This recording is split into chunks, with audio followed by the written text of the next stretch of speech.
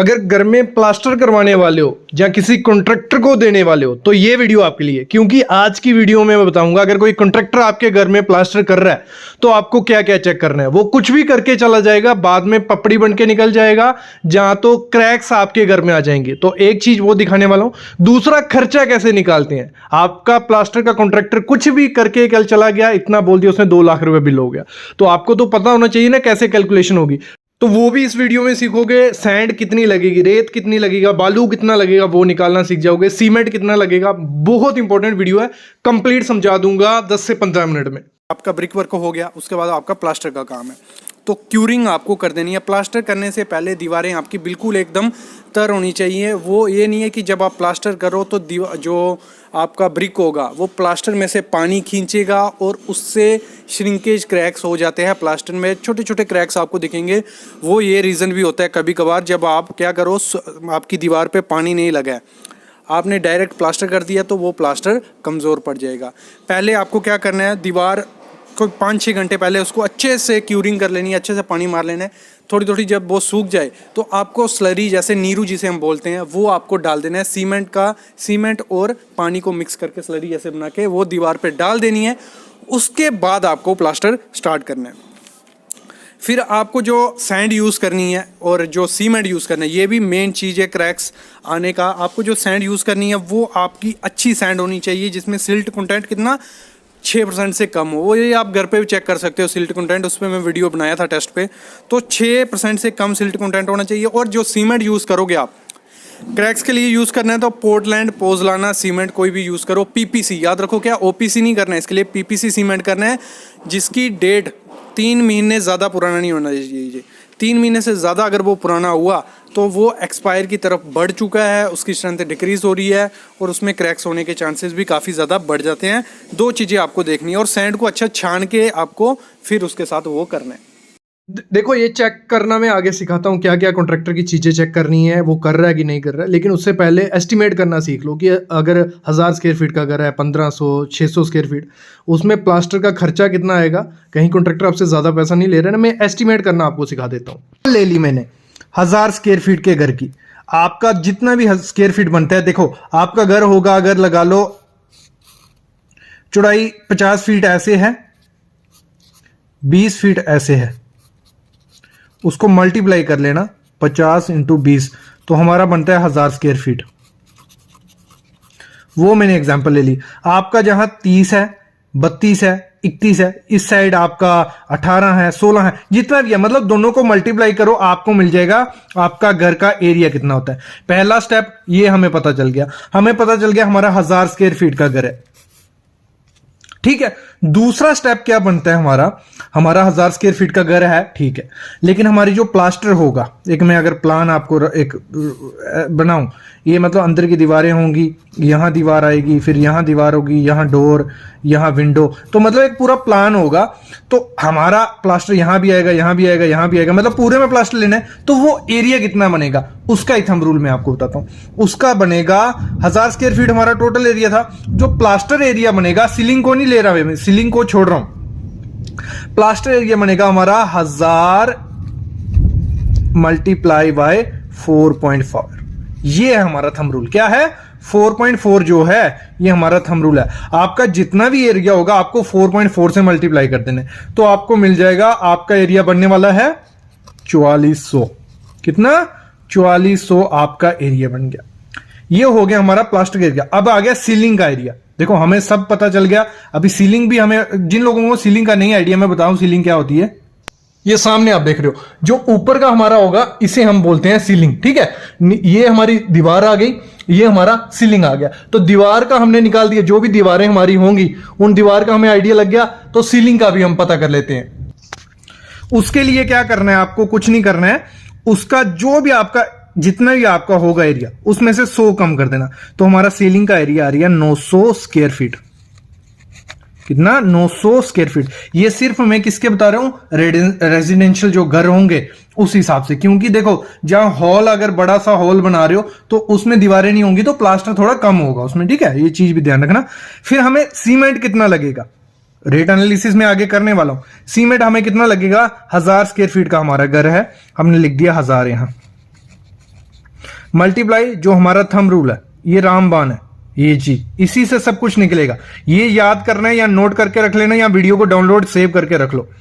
तो इसको मल्टीप्लाई किया हमने तो हमें मिल गया 45 बैग हमें लगेंगे। कितने? सीमेंट के दीवारों पे हमें 45 बैग लगेंगे प्लास्टर करने में, अगर हमारा 1000 स्क्वायर फीट एरिया। वैसे अगर आपका यहां 1300 स्क्वायर फीट होता तो आप 1300 मल्टीप्लाई इससे करते, ठीक है। लेकिन हमारा 1000 था तो हमने किया 45 बैग। फिर हमारा सीलिंग में भी प्लास्टर होगा ना, ये हमने लिया दीवारों का, सीलिंग में 1000 स्क्वायर फीट। ये थंब रूल है एक।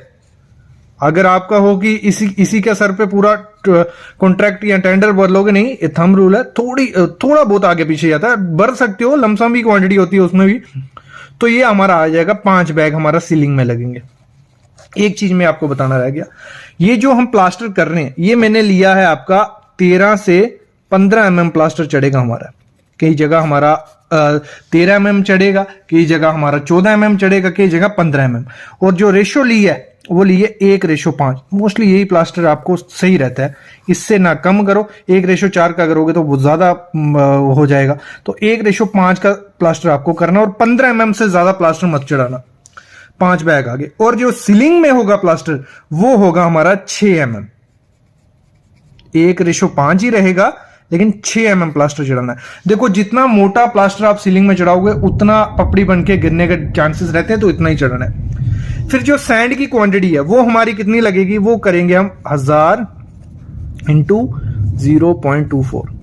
तो हमें मिल जाएगा 240 CFT क्यूबिक फीट हमें सैंड लगेगी। आपका जितना भी एरिया होगा 1200 1300 उसको मल्टीप्लाई कर देना 0.24 से, तो प्लास्टर करने में इतनी सैंड हमें लगने वाली है।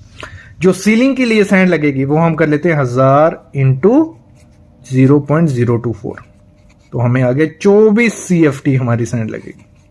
यहां तक क्लियर हो गया। अभी आते हैं हम रेट पे। जो प्लास्टर करने का रेट लेती है लेबर, वो लेती है कई जगह 12, कई जगह 13। तो मैं मैक्सिमम पकड़ लेता हूं 14 रुपए रेट आपको देना है पर स्क्वायर फीट के हिसाब से।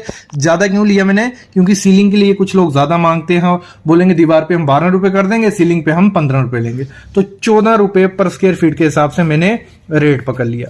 वैसे ही यहां भी 1400 पकड़ लेते हैं हम। सीमेंट का जो रेट क्या चल रहा है वो 430 रुपए बैग चल रहा है। अच्छा सीमेंट यूज करो। 43 इसमें करना है पोर्टलैंड पोजलाना सीमेंट, पीपीसी आपको यूज करना है। उसका 30 या 43 ग्रेड रहता है। आप अल्ट्राटेक का यूज करो, आप एसीसी का यूज करो, किसी भी कंपनी का यूज करो। उसकी डेट देख लेना और ISO सर्टिफाइड होना चाहिए। और एक चीज देख लेना कहीं डुप्लीकेट सीमेंट नहीं है, क्योंकि बैग वही होते हैं, अंदर कुछ माल हो कुछ होता है। टेस्ट वेस्ट कर लेना, वो हमारे पास वीडियोस हैं, आप प्लेलिस्ट में जाना, वो वीडियोस मिल जाएंगी। फिर सीलिंग सीमेंट का रेट भी सेम ही है, वही सीमेंट लगा रहे हैं 430 रुपए। सैंड का रेट, सैंड का रेट कई जगह 65 है। अच्छी सैंड एम सैंड आपको यूज करनी है तो वो आपको 65 रुपए पर CFT मिलेगी। और सीलिंग ये भी आ गई CFT, ठीक है। फिर आते हैं हम यहाँ 4400 हमारा आया था। हमारा एरिया कितना बन रहा था 4400, इसको मल्टीप्लाई कर देंगे 4400 मल्टीप्लाई बाय 14। तो हमें कितना मिल जाएगा, हमारा 61,600 रुपया हमें लेबर खर्चा पड़ जाएगा। लेबर कॉस्ट बताई मैंने, ये हमारी लेबर का खर्चा कितना 61,600 रुपया। और वैसे हम यहां करेंगे 900 हमारा था इंटू 14 करेंगे तो 12,600 रुपया हमारा इसमें लग जाएगा सीलिंग के प्लास्टर में। फिर सीमेंट हमारा 45 बैग आए थे, 45 इंटू 430 रुपए का बैग हमने ले लिया। आपका जितना भी रेट हो आप उतना रेट जोड़ लेना। वो आगे हमारा अप्रॉक्स 19,350 रुपये वो हमारा खर्चा पड़ जाएगा। फिर हमारा सीलिंग के प्लास्टर कितने 5 बैग आए थे, 5 इंटू 430 हमने किया तो 2150 हमारा उसका खर्चा आ गया।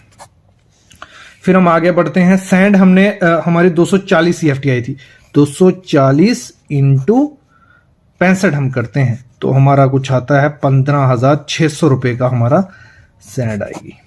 और सीलिंग के लिए सैंड कितनी आएगी, कितनी आई थी 24 CFT थी, 24 इंटू 65 हो गया हमारा 1560 रुपया कुछ अप्रोक्स। तो इन सबको हम टोटल कर लेते हैं, हमें मिल जाएगा हमारा टोटल खर्चा कितना बढ़ने वाला है। तो वो आएगा हमारा 1,12,860 रुपया, मतलब 1,13,000 रुपया हमारा कुछ खर्चा आने वाला है अगर 1000 स्क्वायर फीट का घर है आपका। इससे आप खर्चा निकाल सकते हो, लमसम आपका पूरा सेम आएगा। अभी चेक करते हैं कि कॉन्ट्रैक्टर की क्या क्या बातें चेक करनी है, प्लास्टर कहीं वो खराब नहीं कर रहा है। क्रैक्स क्यों आते हैं और प्लास्टर अगर हम सही से करेंगे, देखो अगर हम प्लास्टर सही से नहीं करेंगे, मोटा प्लास्टर चढ़ेगा अगर, ऐसे हमारी कितनी होती है उसकी थिकनेस होती है उसकी 10 से ज़्यादा 15 mm मैक्सिमम, सिंगल कोड में 10 से 15 mm। अगर उससे ज़्यादा हम वो करेंगे प्लास्टर तो वो क्रैक्स और निकलने के चांसेस काफ़ी ज़्यादा हो जाते हैं। तो इसीलिए आपको क्या करना है, प्लास्टर करने से पहले आपको जो ठैया रहता है, उस पर वीडियो लाया था परसों चौथ में, प्रैक्टिकल वीडियो, ठैया मार लेना है पूरे रूम में प्रॉपर की, हर जगह प्रॉपर जो हमारा प्लास्टर आए वो प्रॉपर तरीके से आए, ज़्यादा नहीं आए। अगर बाई चांस कहीं जगह पे 20 से 30 mm आपका प्लास्टर चढ़ रहा है, कुछ रीज़नों से चढ़ जाता है कि दीवार अच्छे से नहीं की है, तो वहाँ पे आपको डबल कोट करना है। सिंगल कोट रफली मार लो, उसके 24 से 48 घंटे बाद दूसरा कोट करो, फिनिश वाला कोट। तो मतलब एक कोट में कभी भी उस प्लास्टर को आपको नहीं करना है, तो वो क्रैक्स आपके बढ़ सकते हैं अगर आप एक साथ में वो करोगे। देखो अभी बढ़ते हैं हम आगे। आगे आपको क्या देखना है, जब भी आपका ब्रिक वर्क कंप्लीट हो, जो हमारे फेस होते हैं, जहाँ पे हमारा कॉलम है और उसके साथ ब्रिक वर्क है, जहाँ बीम है उसके साथ ब्रिक वर्क है, जहाँ आपने कंड्यूट पाइप्स जो होती हैं वहाँ पे आपने पाइप डाली, क्योंकि हमारे रूम की वॉल्स में पाइपें तो आएंगी, इलेक्ट्रिक की पाइपें जो रहती हैं वो डालोगे आप, तो उसके ऊपर आपको कभी भी डायरेक्ट प्लास्टर नहीं करना है। दो चीज़ें यूज़ करनी है, एक तो जो हमारी मुर्गा जाली या वायर मैश जिसे हम बोलते हैं, चिकन मैश, जो जाली आप सामने देख रहे हो, ये आपको कहाँ कहाँ लगानी है, जहाँ भी आपका जॉइंट बन रहा है ब्रिक वर्क का और कॉलम का, वहाँ पे आपको वायर मैश लगानी है। जहाँ आपने इलेक्ट्रिक पाइप या कंडक्ट पाइप डाली वहाँ आपको वायर मैश लगानी है। जहाँ मतलब कोई भी तोड़ फोड़ की डायरेक्ट प्लास्टर वहाँ मत करो, अंदर कोई भी पाइप डाली वॉल में वहाँ आपको वायर मैश लगानी ही लगानी है। उसके बाद उसके ऊपर प्लास्टर चढ़ाना है, और जब प्लास्टर चढ़ाओगे तो वायर मैश बाहर नहीं दिखनी चाहिए, अच्छे से प्लास्टर उसके ऊपर आना चाहिए। ये हो गया हमारा एक चीज़। दूसरी चीज़ हो गई जो हमारे कंक्रीट के फेस होते हैं, जब हम कंक्रीट कर देते हैं तो प्लाई से करते हैं या मैश से, तो जो सरफेस होता है बिल्कुल सॉफ्ट होता है। अगर उस पर हम प्लास्टर चढ़ाने की कोशिश करेंगे तो क्या होगा, वो प्लास्टर थोड़े टाइम बाद क्रैक हो जाएगा या पपड़ी बन के निकल जाएगी आपकी। तो आपको उसमें सामने जैसे आप देख रहे हो ना निशान कंक्रीट पे, उसको हाकिंग कर लेनी अच्छे से, हम टाचा भी जिसे बोलते हैं, वो प्रॉपर वे से आपको हाकिंग कर लोगे, फिर उसके ऊपर प्लास्टर मारना है, फिर वो अच्छा चलेगा। और आपको हाकिंग कितनी करनी है, 1 स्क्वायर मीटर में आपके 300 से 350 निशान होने चाहिए, तो प्रॉपर से वहाँ आपका प्लास्टर लगेगा। और देखो एज ए साइट इंजीनियर आपको ये भी चेक करना है कि जो रेशो कही है ड्राइंग में 1:4, 1:6 या 1:8, जिस रेशो से भी आप प्लास्टर करो वो प्रॉपर रेशो होनी चाहिए। मतलब एक रेशो का आपका सीमेंट होगा तो बाकी 4, 6, 8 यहाँ आपका सैंड होना ही चाहिए, वो प्रॉपर अच्छी सैंड उसमें यूज़ करनी है। और जो पानी आप डालोगे वो अच्छा कंस्ट्रक्शन वाटर होना चाहिए, उसमें कोई केमिकल वगैरह नहीं होना चाहिए। तीसरी चीज़, जब भी आप कंक्रीट या माल बनाते हो, मोटार बनाते हो, उसको 1 घंटे में आपको कंज्यूम करना है। अगर आपने 1 घंटे से ज़्यादा उसको रखा तो उसका जो सीमेंट का हाइड्रेशन प्रोसेस स्टार्ट हो जाता है और वो क्रैक्स आने के चांसेस उसमें भी हो जाते हैं। ये हो गया। फिर आपको आगे बढ़ते हैं हम कि आपको क्या करना है, जब आपका प्लास्टर हो जाए उसको चेक कैसे करना है। जो जैसे आप सामने देख रहे हो, जो फंटी, इसे हम फंटी बोलते हैं, इसकी हेल्प से आपको चेक करना है कि आपको फंटी रखनी है। अगर उसमें से कोई गैप दिख रहा है मतलब वो अंडुलेशन है, उसमें उबड़ खाबड़ प्लास्टर वो हुआ है, तो वो एक्सेप्टेबल नहीं है, वो चलेगा नहीं। फिर आपको क्या करना है, प्लम बॉब लेना है। प्लम बॉब जो जिससे हम उसका पूरा साउल देखते हैं, साउल भी बोलते हैं उसको।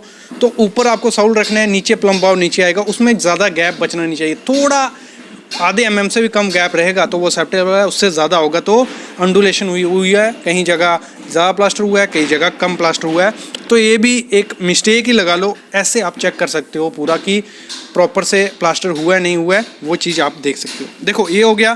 फिर आपको जब आपका प्लास्टर हो जाए तो उसकी प्रॉपर से क्यूरिंग आपको करनी पड़ेगी। अगर आप उसमें तराई नहीं करोगे 7 दिन तो उसमें क्रैक्स आने के चांसेस काफ़ी ज़्यादा इंक्रीज़ हो जाते हैं। मतलब मेन पर्पस यही है कि आपको उसमें क्यूरिंग करवानी है। जैसे आपका फिनिश हो गया उसके कुछ घंटों बाद आपको वहाँ पानी छांटना स्टार्ट कर देना है। और हमेशा याद रखना, जहाँ भी आपका जॉइंट होगा, मतलब स्लैब और ब्रिक का जॉइंट, स्लैब और वॉल का जॉइंट हो गया, जहाँ 2 दीवारों का जॉइंट, तो आपको वहाँ ग्रुप डालना है। ग्रुप से क्या होगा, आपने देखा होगा स्लैब और ब्रिक के जॉइंट में हमेशा क्रैक्स दिखते हैं आपको, तो उन क्रैक से आप कैसे बच सकते हो? अगर आपने ग्रूव डाला है 10 mm का, 10 बाई 10 mm का डाल दो ग्रूव अच्छा सा, तो उससे आपके क्रैक्स के चांसेस भी कम हो जाएंगे। वायर मैश और ग्रूव, तो वो ये दो मोस्ट चीज़ें हैं जो आपको हमेशा प्रोवाइड करनी ही करनी है।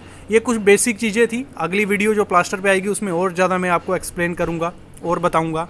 तो तब के लिए चैनल को सब्सक्राइब कर लो, बेल आइकन दबा लो और कमेंट करो जो चीज़ आपको नई आइडिया लगी इसमें, तो उस पर कमेंट करो, मैं ज़रूर बताऊंगा। और आपको जॉब के लिए मैं एक नया चैनल क्रिएट किया हूँ, उसका भी डिस्क्रिप्शन में लिंक डाल दूंगा, वहाँ जाओ, जॉब्स पे अप्लाई करो, चैनल को सब्सक्राइब कर लो। और हमारी वेबसाइट जो है civilsitevisit.com, वहाँ पे जॉब के लिंक हैं, आपको specification, IS code, blogs, interview question सब कुछ उसमें भी मिलेगा, वो भी डिस्क्रिप्शन में मैं लिंक डाल देता हूँ।